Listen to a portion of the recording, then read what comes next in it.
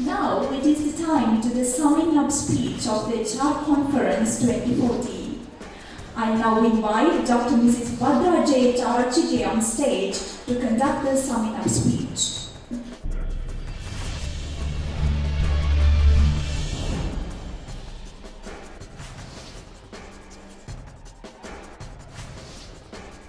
Dr. Mrs. Arachchighe holds a PhD from University of Wellington, Diploma in Psychology from IPS Colombo, and most importantly, she is the first lady who got a PhD in the field of management in Sri Lanka. Also, she is the first head of Department of Human Resource Management.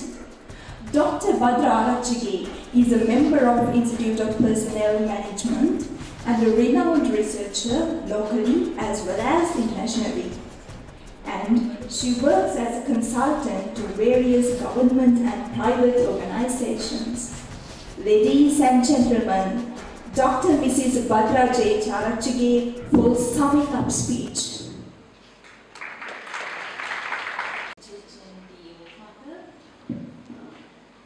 Head of the department, Professor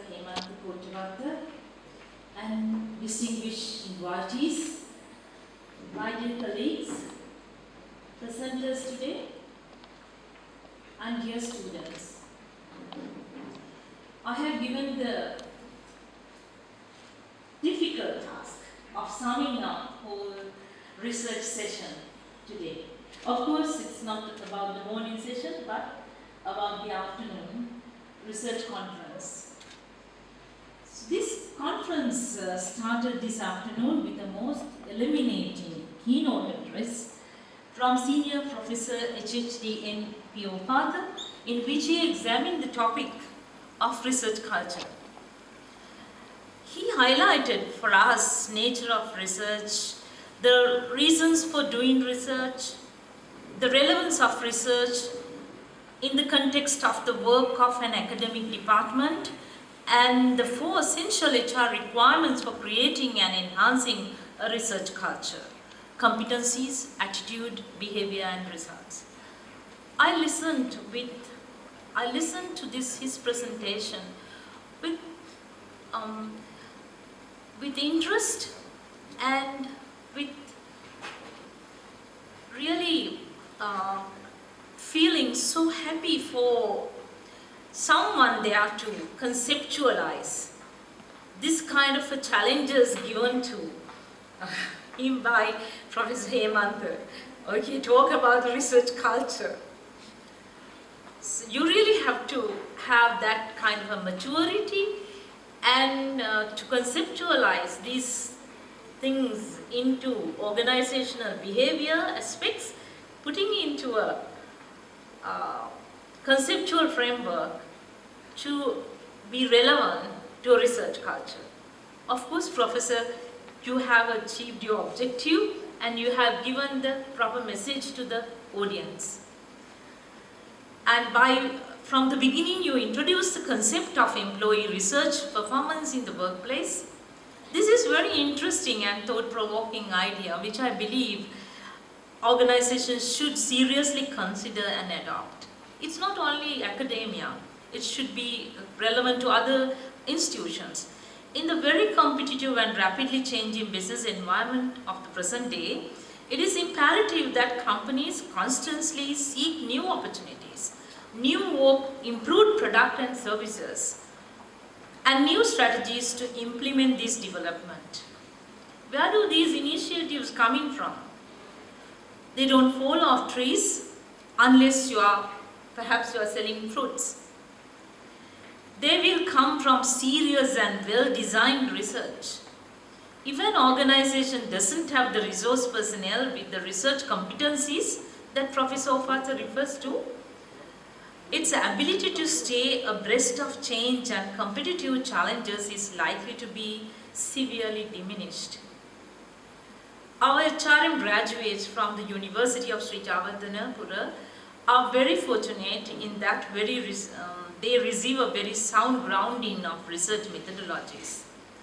Considerable emphasis is given to what Professor Opatha referred to as a research competencies and attitude.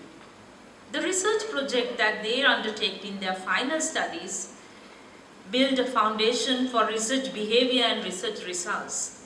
It is my hope that organizational representatives at the HR Dialogue and Conference will give serious consideration to Professor Opatha's message today, if they haven't done it so in the past. Draw upon the very valuable research skills of our graduates in the workplace.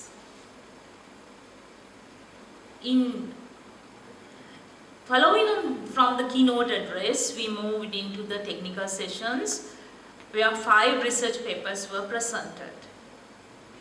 Dr. Dinoka Pereira gave us a thoroughly research paper on the impact of employee organizational congruence on factory employees' job satisfaction and job performance in Sri Lanka's apparel sector. These studies are very valuable and useful in the context of employee productivity, because if there is no employee productivity and if we cannot improve that, it is going to be increasingly difficult for garment products to maintain financial viability in the light of increasing competitive pressures from other South Asian and Southeast Asian countries. Dr. Dinoka's study reveals that in relation to factory employees in the garment industry, employee organizational congruence has a significant influence on both job satisfaction and productivity. For HR departments in the apparel industry, this research has direct relevance, but it also leads one to ponder as to what degree these findings may be replicated in the other employee sectors, both industrial and service oriented. I feel that this would be extremely beneficial if either Dinoka or other researchers could employ the same research methodology and apply it to other sectors. If this could be done, I have no doubt the Sri Lankan HR practices as well as organizational productivity would gain significant benefit from application of these findings, especially if it leads to better strategies for increasing employee organizational relationships. Of course, Dr. Dinoka, I am appealing for you to continue research. In the second paper, Gender Differences of HR Professionals by T.J.D. Silva also makes a similar contribution. This is well-documented piece of quantitative research that applies an internationally recognized measurement tool to ascertain the gender role orientation of HR professionals. The paper concludes that HR professionals value masculine behavior trait rather than feminine orientation behavior. Although 36% of respondents were female, none indicated that they use feminine role type. The study in itself gives the reader much material for thought. Why is HRM, an employment field highly presented by females, so inclined towards masculine behaviors? Could or should HR practices be more feminized? If there is such a word, the domination of males in senior HRM positions stifling the disposition of females to develop more gentle, cheerful, sensitive attributes in the conduct of their profession. There are many more questions, but given the fact that the majority of HRM students at the University of Sri Jayewardenepura are female, the implications of the findings should certainly be considered in relation to the both curriculum development and career planning. Of course, in the classrooms, I used to tell my students, you have to take charge irrespective of your gender. You have to work work very hard in the male-dominant society.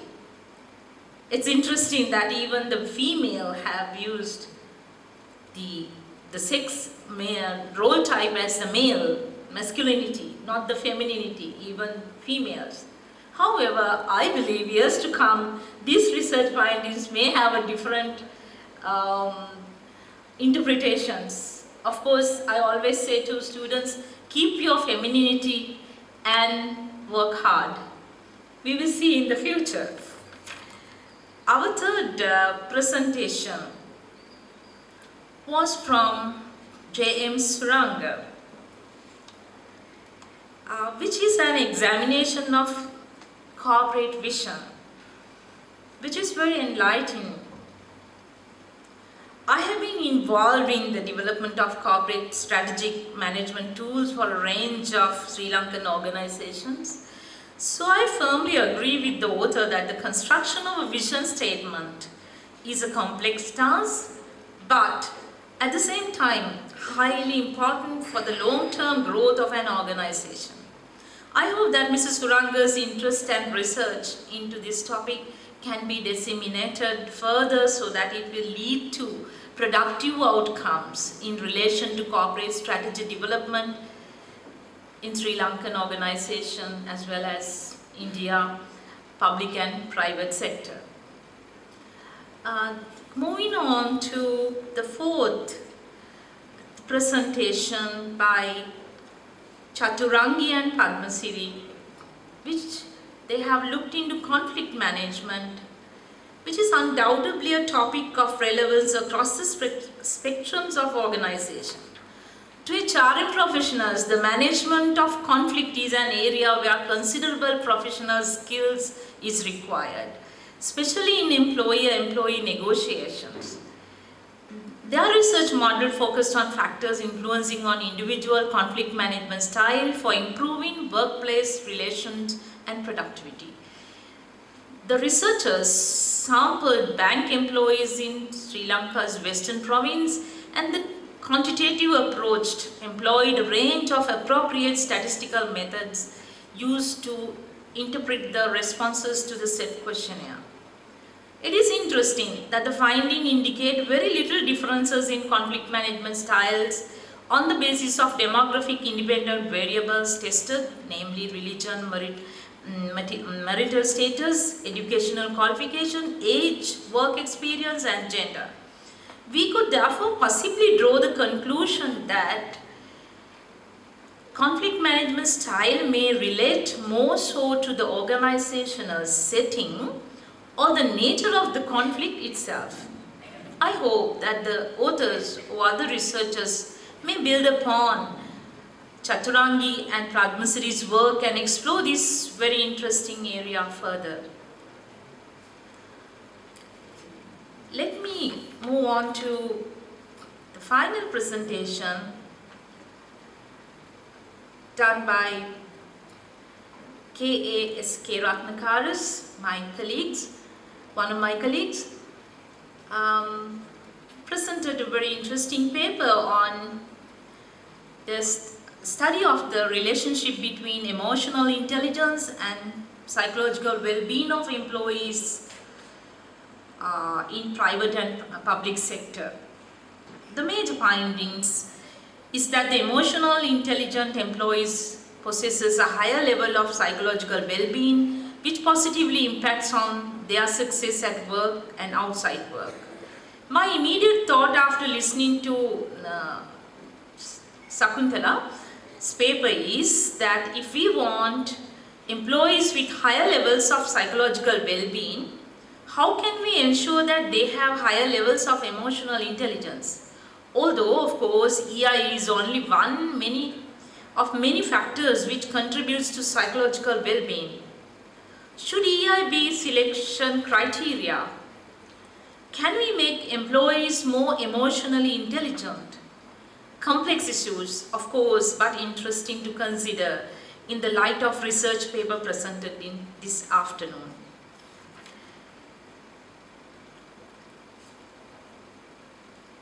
Looking at all papers and the job well done by our co-chairs of giving their comments and questions,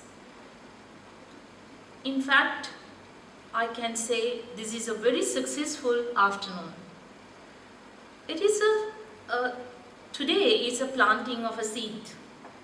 another wonderful work by our Professor Hemanta.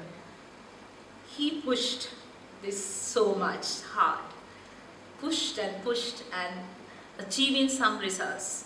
Of course, we can see hiccups, problems here and there. However, I would say, all in all, this is an afternoon which has given many thoughts, and for an intellectually high, very intelligent gathering with us here today, students and all the academics and whoever presented here from the various walks of life in their industry. Of course, I think this is an eye-opener that the importance of collaboration between academia and the industry, plus the presentation of the results of academic research based on empirical investigations, the importance of that and the results, how can we take that into our own workplaces? What are the implications of these research results? So those are the thought-provoking aspects of this today's afternoon's work. Let me thank all presenters this afternoon. So all the research are exciting, empowering and satisfying. I am sure that our audience will agree that the papers have left us with these feelings as a result of this afternoon presentation. Thank you. Have a great evening. Ladies and gentlemen, now we have come to the end of HR Conference 2014. On behalf of the Department of Human Resource Management, I now invite Head of the Department, Professor Hemanta Kotewatta, to give the tokens of appreciation for the participants of HR Conference 2014. Chairpersons of HR Conference 2014, Professor Alan Robertson.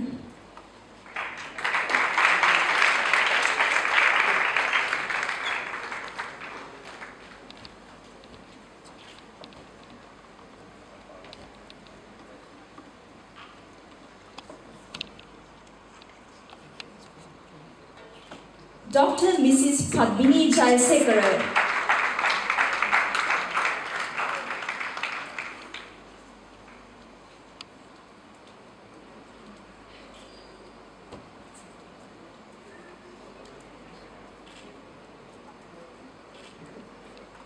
Keynote Speaker of HR Conference 2014, Senior Professor HSD Parker.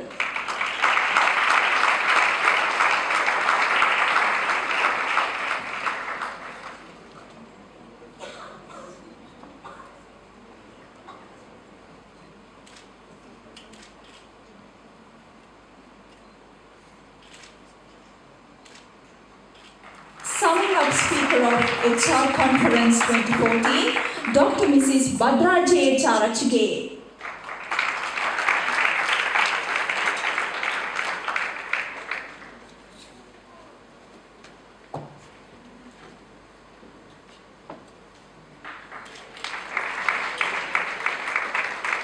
Thank you. Professor Hemanta Kotewatta, I kindly invite you to stay on stage for another couple of minutes. Dear Sir, there is no enough words to express our gratitude to you for the guidance and assistance you provided us in every way possible. At a time, like a father, you were that great source of inspiration that stood us up. So, on behalf of the HR Dialogue and Conference 2014 Committee, I now invite Mr. Chanika Piyasena, the Chairman, and Ms. Chanika Sumali, the Secretary of HR Conference 2014, to hand over the special token prepared to Professor Hemanta Kotewatta, Head the Department of Human Resource Management.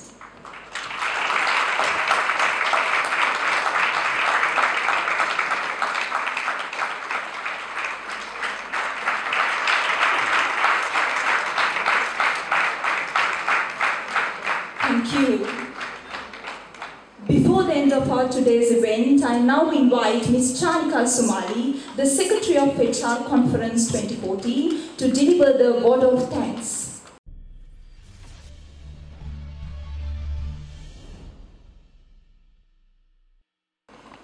Good evening to all distinguished participants. It's my privilege to have been asked to propose word of thanks on this occasion. Gratitude is the attitude that takes you to your altitude. I, on behalf of the Student Association of Human Resource Management and the entire Department of Human Resource Management, let me call it Fraternity of Human Resource Management here together, and on my own behalf of extend a very hearty word of thanks to all speakers and invited guests for gracing this occasion and sharing with us your findings and opinions today. We are really grateful to our respected keynote speaker of the first HR Conference 2014, Senior Professor H.H.D.N.P.O. for gracing this occasion and inaugurating the conference with some very useful propositions from which the discussions can begin. Sir, thank you for your gracious presence and invaluable insights. And also I would like to thank Dr. Mrs. Arachchighe for conducting the summing up session in the first HR Conference 2014. And we are extremely grateful to all chairpersons, Professor Alan Robertson and Dr. Padmini Jayasekara for your grateful contribution in chairing the first HR Conference 2014. Vice Chancellor of the University of Sri Jayewardenepura, Professor Sampath Amartunga, sir, we express our sincere gratitude for your participation and your encouragement to make this event a success. And also we would like to acknowledge Dean of the Faculty of Management Studies and Commerce, Dr. U. Anurakumara, for his kind cooperation and encouragement. Very specifically, the initiator of this novel concept of HR Dialogue and HR Conference, Professor Hemanta Kotawata, Head of the Department of Human Resource Management. Sir, my vocabulary is not sufficient to thank you for your great effort and strength. You were there with us always and encouraged us even by your words. So thank you very much, dear sir. We also would like to mention our deep sense of gratitude to all lecturers of the Department of Human Resource Management of the University of Sri Jayewardenepura. Dear sirs and ma'ams, we always appreciate and expect your excellent guidance and the immense help, not at this event, but at all. We must also thank to all the lecturers who are representing all the academic departments for participation in this occasion. We express our sincere gratitude to Mr. Andhra Bouncing and Mr. Ankit Senior for your great support and for being there to guide and assist us. Also, we thank non-academic staff of both Faculty of Management Studies and Commerce and the University of Sri Jayewardenepura for their valuable support. As Secretary of First HR Conference 2014, I would like to express our sincere thanks to all the HR professionals who are representing the Sri Lankan corporate sector and all the representatives of different HR educational institutes for your kind cooperation and for participating at this event. Also, I take the opportunity to extend our gratitude to article presenters and their guests for your participation and this event. I also thank to all media partners for covering this event also. I would be failing in my duty if I do not convey my thanks to all our sponsors who are immensely benefited by their input during the conference, and thank you very much for making this event a success. I thank to all alumni members, senior HR sisters and brothers, our third year and second year undergraduates and my colleagues for your full support and cooperation. Without their strength, this event would not have been possible. Finally, I thank to all distinguished members.